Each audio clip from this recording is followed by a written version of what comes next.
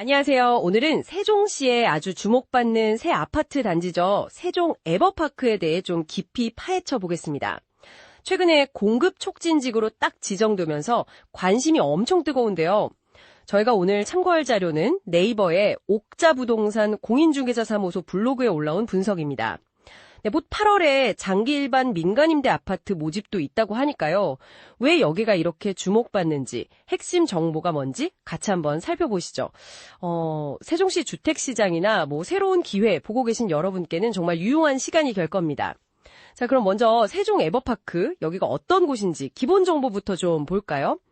위치는 세종시 연기면이고 총 2,789세대, 꽤 크죠. 전용 74제곱미터랑 84제곱미터로 들어서고 시공은 대우건설이 맡았다고 합니다.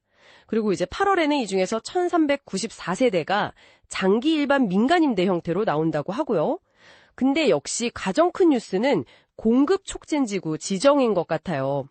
옥자부동산 블로그에서도 이게 핵심 관심 이유라고 하던데 이게 정확히 어떤 의미인가요? 그냥 빨리 짓는다 이런 건가요? 네, 맞습니다. 근데 그게 다는 아니고요. 공급 촉진지구 지정은 크게 두 가지 장점이 있다고 봐야 합니다. 첫째는 말씀하신 대로 신속한 사업 진행이에요. 도시계획, 교통, 환경 이런 여러 심의 절차를 하나로 딱 통합하거든요. 그래서 사업 속도가 확 빨라지는 거죠. 세종시 같은 계획도시에서 이건 정말 큰 장점입니다. 아, 절차가 간소화되는 거군요. 네. 그리고 둘째는 공공성 확보랑 기대감 상승 효과입니다.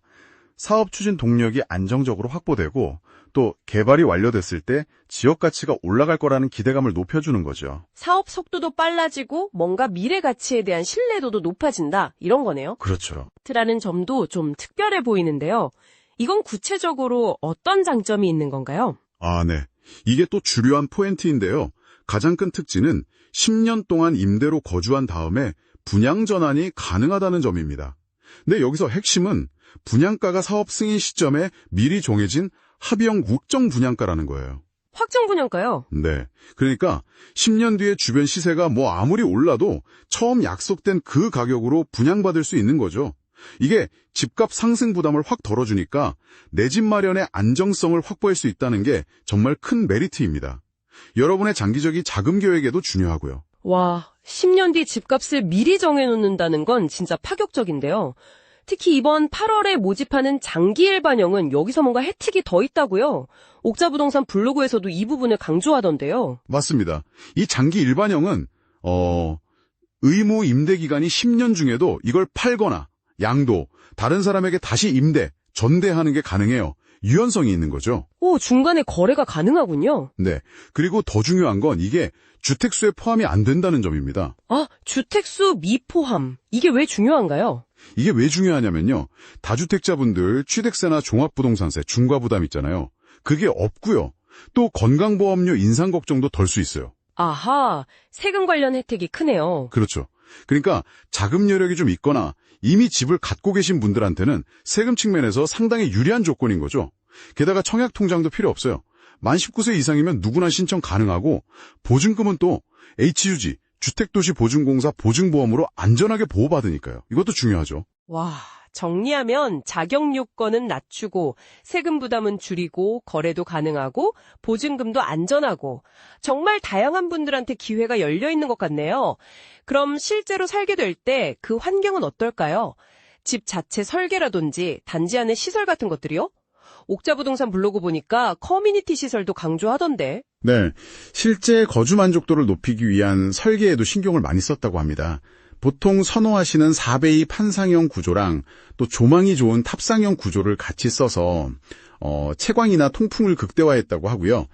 커뮤니티 시설도 좀 신경을 썼는데 스카이라운지나 호텔식 사우나, 소극장 같은 좀 프리미엄 시설도 있고 기본적인 피트니스 센터, 스크린 골프, 도서관 같은 것도 당연히 갖출 예정이라고 합니다.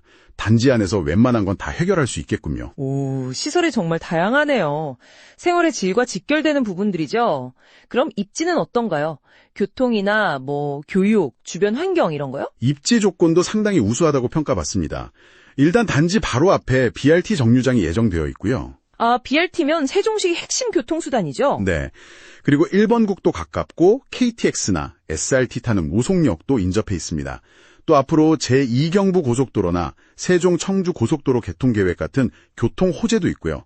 물론 교통 계획은 항상 변동 가능성이 있으니 최신 정보 확인은 꼭 필요합니다. 교통은 정말 편리해 보이네요. 교육은요? 아이들 키우는 집은 이게 중요하잖아요. 교육 환경도 괜찮습니다.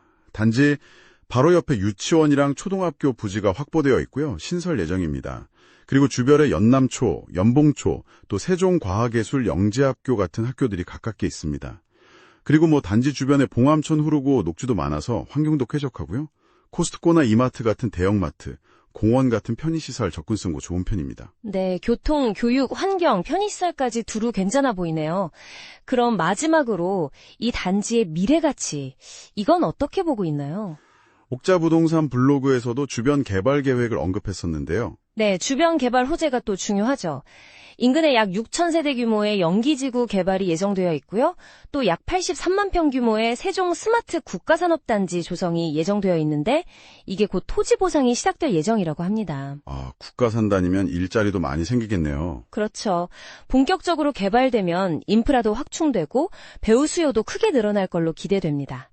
여기에 다들 아시는 국회 세종의사당 이전 같은 이슈는 세종시 전체 주택 수요를 계속 늘릴 수 있는 강력한 동력이 될 수 있고요.